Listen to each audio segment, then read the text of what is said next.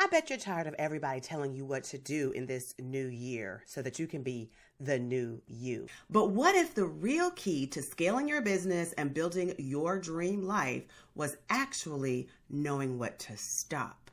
In this video, I have 8 habits that if you find yourself doing could silently be destroying your ability to find peace, success, and the financial freedom that ambitious women like you are striving for this year.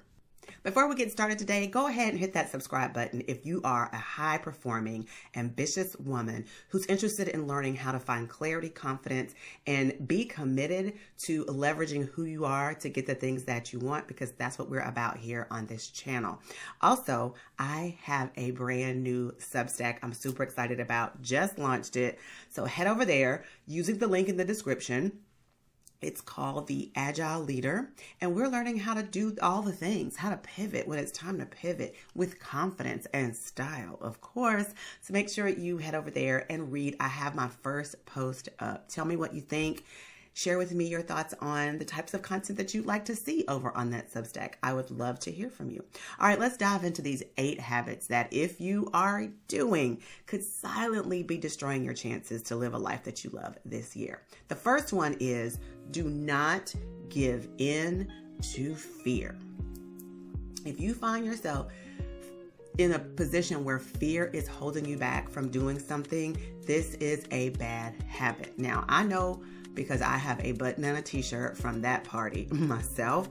And what I found is that fear prevents you from taking the risks that could push you further in anything that you're trying to do. So what I did last year was kind of sort of my year of yes, where I did things afraid. It wasn't that I didn't know what I was doing. It was the fear and anxiety of stepping into a space that I had never been in before. Well, guys, that is how you grow. So you cannot let fear hold you back from doing the things that you know you were sent here to do. So my suggestion here is that you make a list of all the things that you are very strong in, all of the strengths that you have. Make a list of those things. And then whenever something scary comes up and you are afraid to take the next step, apply a strength to it. Look at that list and consider, how can I apply something that I know well to this situation? Now, inside my program, Project CEO, which we'll talk about at a later date, I go into in-depth about how to create what I call circumstances for optimal success. And this is where you use what you know about yourself, your strengths, limitations, desires, and non-negotiables to set up parameters with which you can thrive. And this is how you begin to step into those spaces that will probably give you anxiety, butterflies, make you feel a little bit scared, but it won't prevent you from going ahead and doing the thing. So if you are walking in a space where you kind of stay away from things that give you butterflies or make you afraid, or if there are situations where you may feel like you are not qualified, but you actually know you are, then I want you to think through your strengths, and I want you to kind of go through that toolbox and find the thing or the things that are going to help you thrive in that situation as best you can. Now, the next habit that, if you're doing this, it is not good for you, but that is not investing in yourself. So often I run into people who need help, who want help, who, ask for help. But then when it comes time to make an investment in themselves, they don't want to do it. An investment can look like buying a book, joining a networking group. It could be joining a course, being a part of a group coaching program. It could be doing something at your church or in your community where you are pouring into yourself so that you can be better.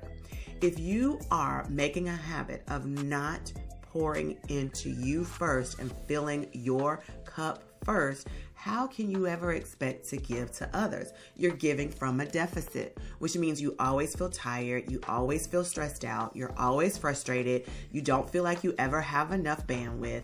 This is why you have to invest in you. It is going to give you confidence. It is going to help you thrive in the areas where you are placing yourself. Going back to doing things afraid. If you are investing in yourself, it gives you much more confidence. Also, it helps you become much more self-aware because you know where your deficits are. Therefore, you're out there trying to invest to build up those skills or to fill that cup. All right. The third habit that if you are doing this, you could be silently destroying your chances of finding peace, success, and financial freedom is you are allowing other people to control your calendar. Now, one of the things that I teach is a zero balanced calendar. One of my girlfriends years ago, she is a financial advisor. And one of the things that she told my husband and I was, when we look at our budget, that we need to spend all of our money on paper.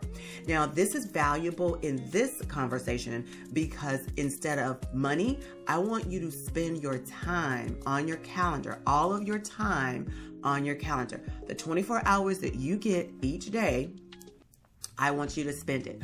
Whether you need 8 hours of sleep, 7 hours of sleep, whatever, put it on your calendar. If you need a slow start to your day, how much time does that take? Put it on your calendar. What are the things that you're going to do in that time?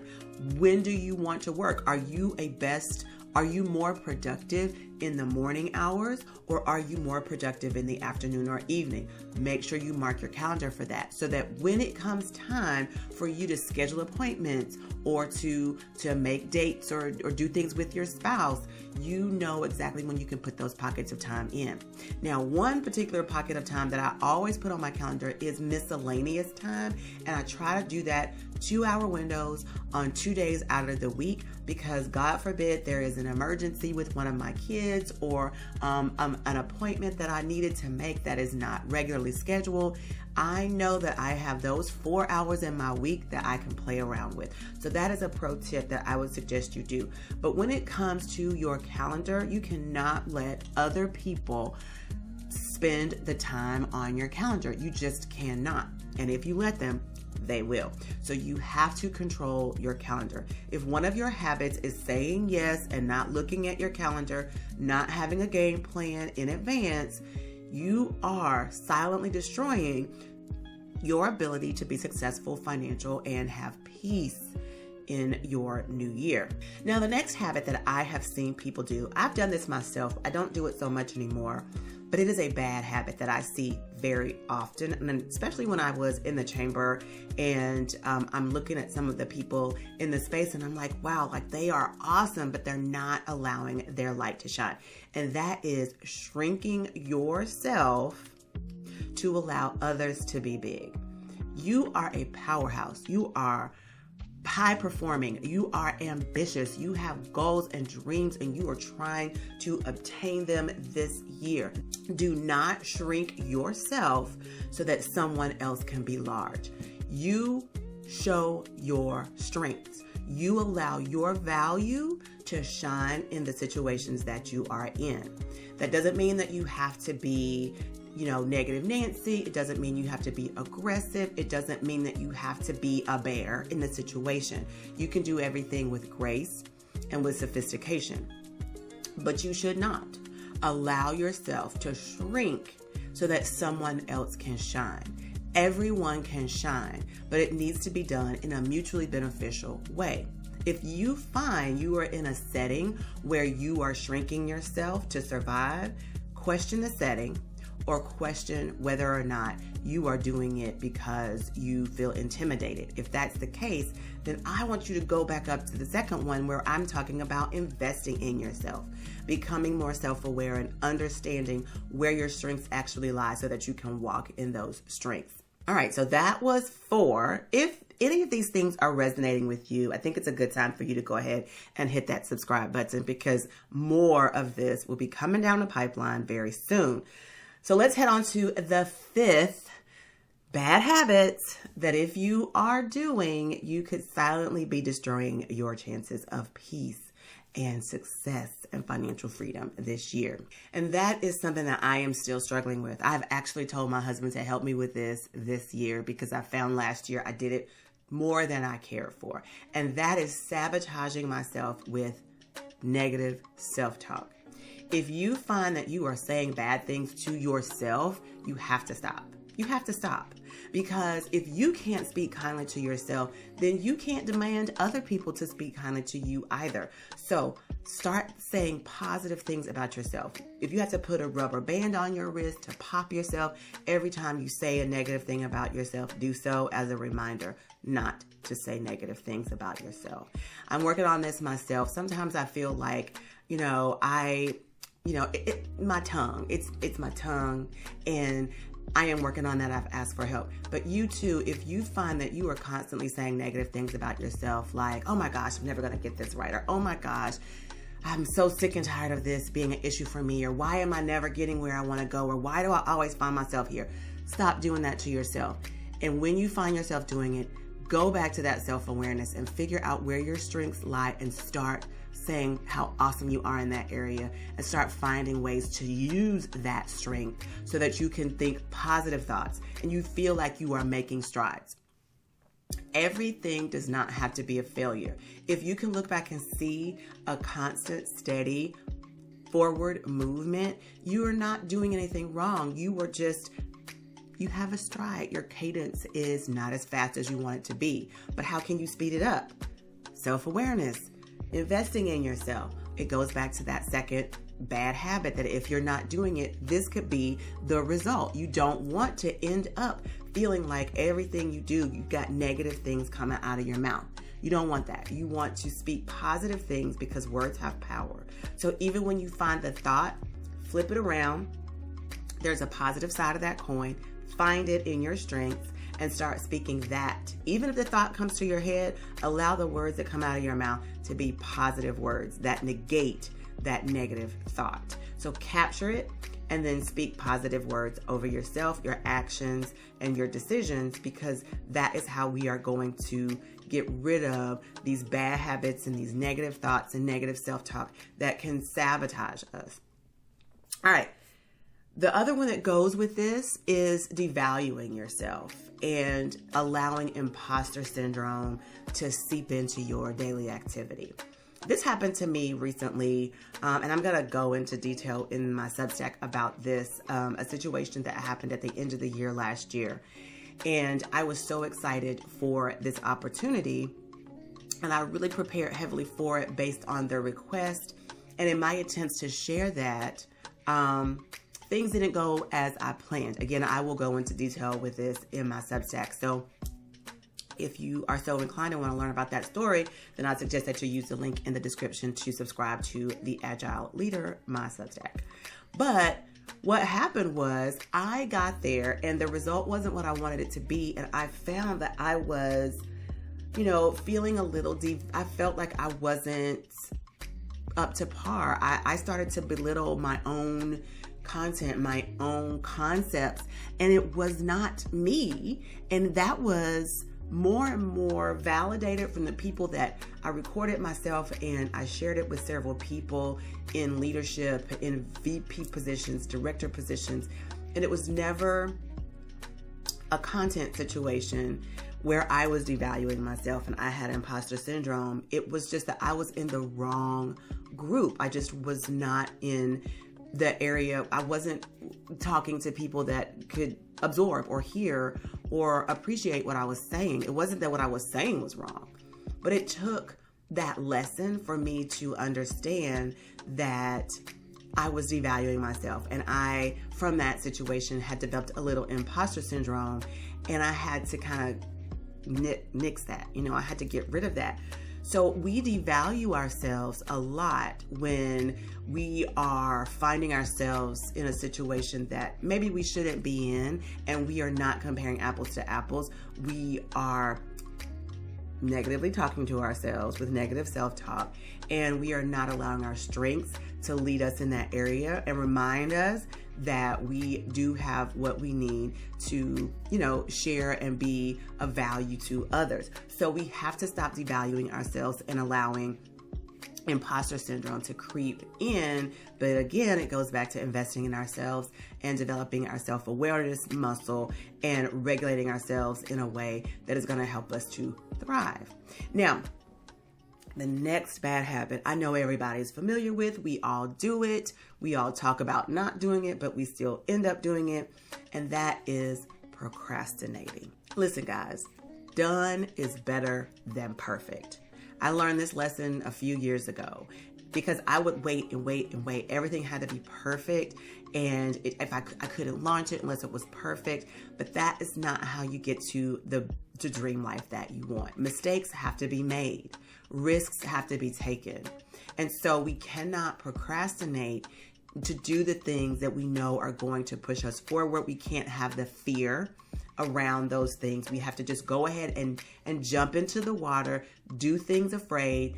Done is better than perfect. We cannot procrastinate expecting things to be perfect because there is no such thing as perfect. Even if you have a successful launch, even if whatever it is you're doing is successful, when you go back to do a debrief on that, you're going to find opportunities to improve. So nothing is going to be perfect. So stop procrastinating, expecting it to be.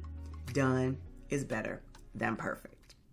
Now, the last bad habit that I want you to stop doing this year, because I do want you to thrive. I do want you to build your dream life. And this is important, and it's something that people ignore. I've found in working with clients. I train in one of my networking groups, and within those discussions, I've heard this to be an issue. And that is neglecting the back office, your operations, not having systems and processes and workflows that create a positive customer experience.